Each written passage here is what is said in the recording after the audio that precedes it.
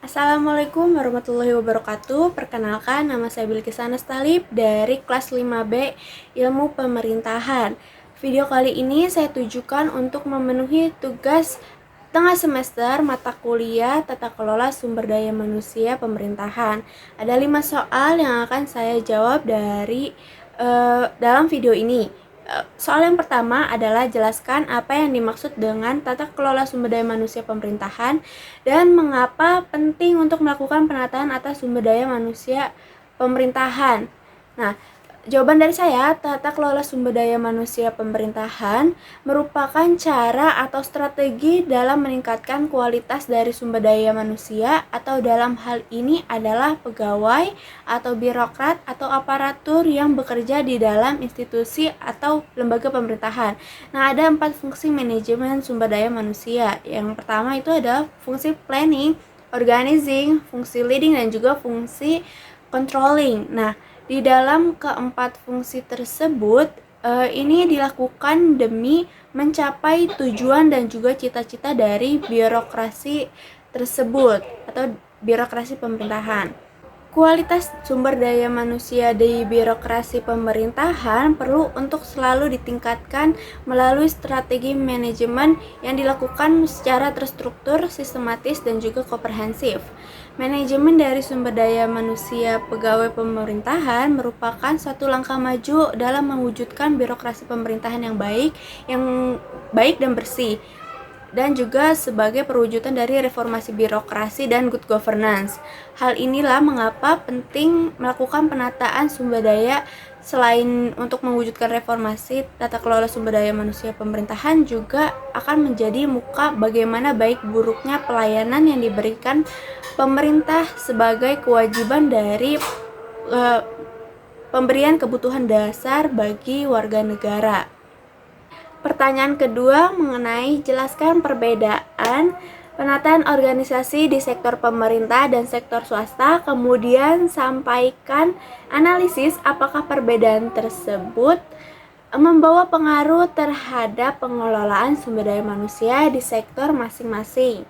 Nah, jawaban saya, meskipun tata kelola atau manajemen sumber daya manusia biasanya hampir sama baik di sektor pemerintah maupun di non-pemerintahan, namun bagi penataan organisasi ada beberapa perbedaan yang lumayan besar.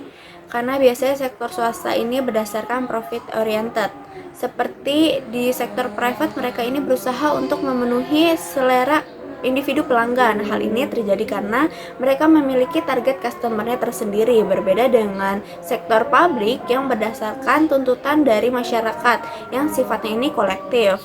Perbedaan berikutnya juga ada pada supply dan demand-nya, di mana sektor private berdasarkan kondisi pasar dan hukum permintaan, namun dari sektor publik berdasarkan kebutuhan dari sumber daya seperti air, listrik, keamanan, dan lain-lain. Public dan private juga berbeda di dalam segi transparansi. Seperti kalau misalkan di public, transparansinya itu lebih dilihat atau lebih transparan, berbeda dengan sektor private yang biasanya mereka tidak terlalu transparan akan apapun yang terjadi di dalam organisasinya. Namun di sektor publik, mereka ini memiliki transparansi yang dituntut oleh masyarakat dan juga akuntabilitasnya.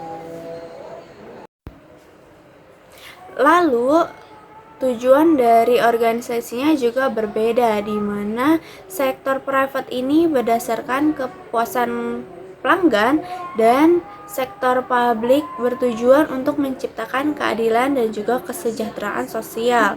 Dari beberapa hal ini dapat disimpulkan bahwa sektor publik memberikan dan ingin menciptakan keadilan sosial, di mana semua orang mempunyai hak yang sama dalam memenuhi kebutuhannya, sedangkan sektor private mereka lebih menyesuaikan kepada target marketing mereka.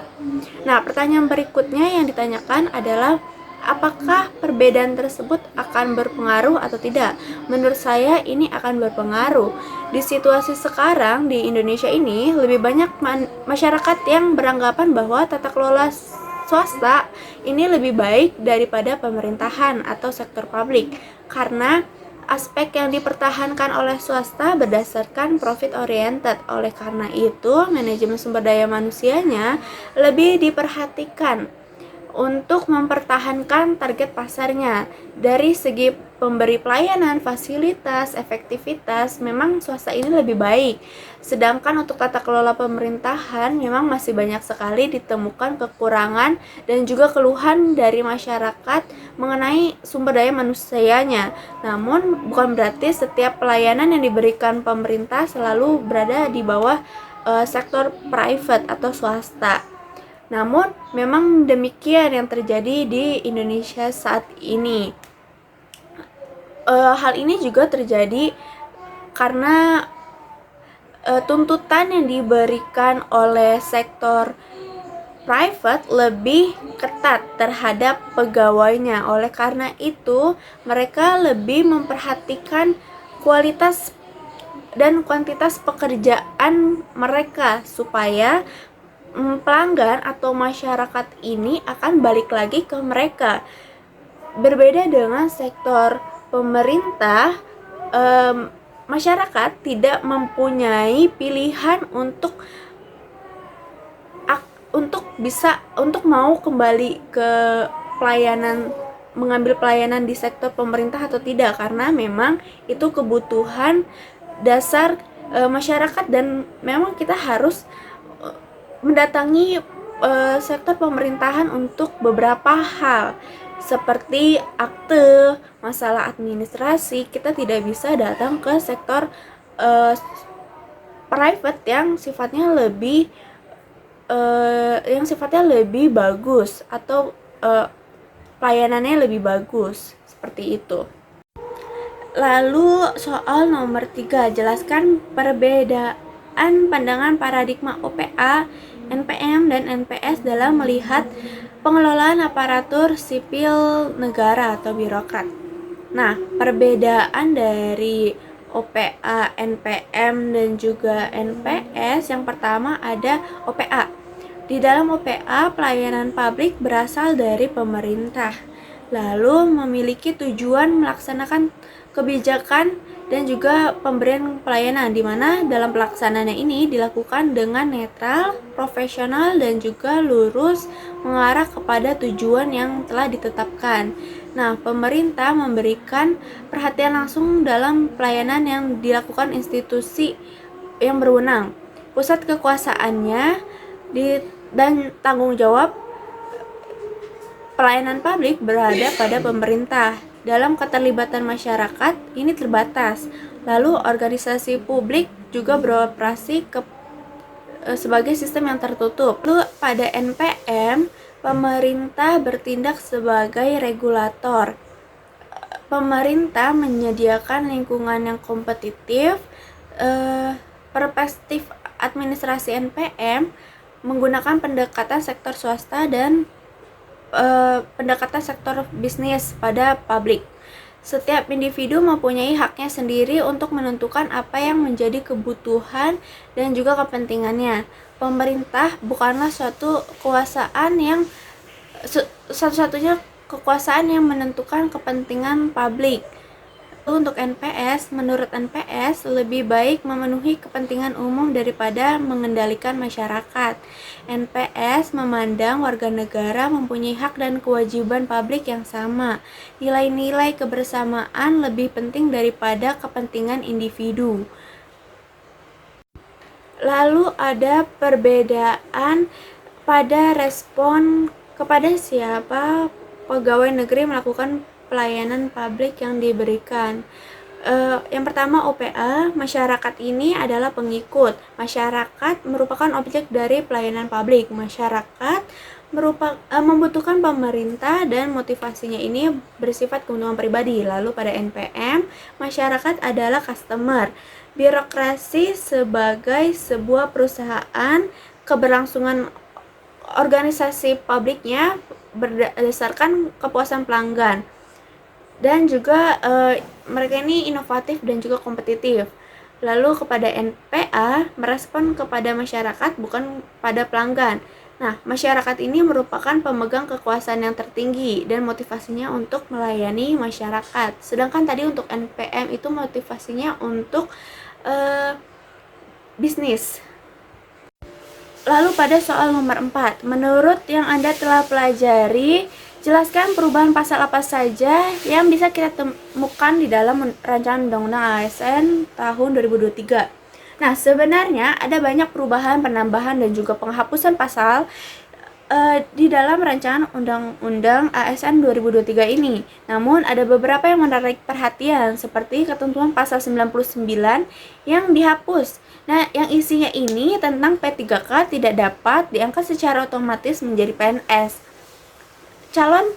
Menjadi calon PNS, dan untuk menjadi calon PNS P3K ini harus mengikuti seleksi yang sesuai dengan peraturan perundang-undangan yang berlaku. Nah, penghapusan pasal ini karena P3K dengan melihat kinerjanya, pejabat pembina kepegawaian atau PPK berhak untuk memberikan kontrak sesuai dengan yang lebih panjang atau memutusnya. Namun PPK ini tidak berhak untuk memberhentikan pegawai tanpa alasan yang jelas di mata hukum saat masa kontrak sedang berlangsung. Nah, lalu ada penambahan ketentuan pasal 101 ayat 5. Dengan adanya penambahan ayat ini memberikan kejelasan bagi P3K mengenai tunjangan dan juga fasilitas yang akan didapatkan. Dan jaminan hari tua sebelumnya yang disatukan di dalam pasal 21, namun di rancangan Undang-Undang ASN 2023 ini dipisahkan dan menjadi paragraf baru di 9A. Hal ini dikhususkan untuk P3K yang mana pada peraturan terdahulu P3K tidak mendapatkan jaminan hari tua. Namun di rancangan Undang-Undang ASN 2023, P3K mendapatkan jaminan hari tua yang diberikan dalam program jaminan sosial nasional sama seperti PNS. Nah, untuk soal yang nomor 5, berikan pandangan kritis Anda atas disahkannya rancangan Undang-Undang ASN tahun 2023. Nah, menurut saya rancangan undang-undang ini sangat memberikan kejelasan hukum terutama bagi P3K dan juga memberikan kesetaraan hak bagi ASN. Undang-undang ini menurut saya sangat bagus karena sebelumnya P3K ini belum terlalu banyak kejelasan hukumnya. Dan juga undang-undang ini disahkan supaya banyaknya orang yang menjadi P3K, yang mendaftar menjadi P3K karena tenaga honorer yang dihapus. Maka lebih baik pemerintah untuk P3K ini diperuntukkan lebih lagi untuk tenaga honorer yang nantinya akan dihapus. Jadi tenaga honorer yang sebelumnya bekerja, mereka bisa mendaftarkan dirinya menjadi P3K, dan juga dengan adanya rancangan ASN ini mereka diberikan kejelasan hukum dan juga persamaan hak. Menurut saya seperti itu. Sekian, terima kasih.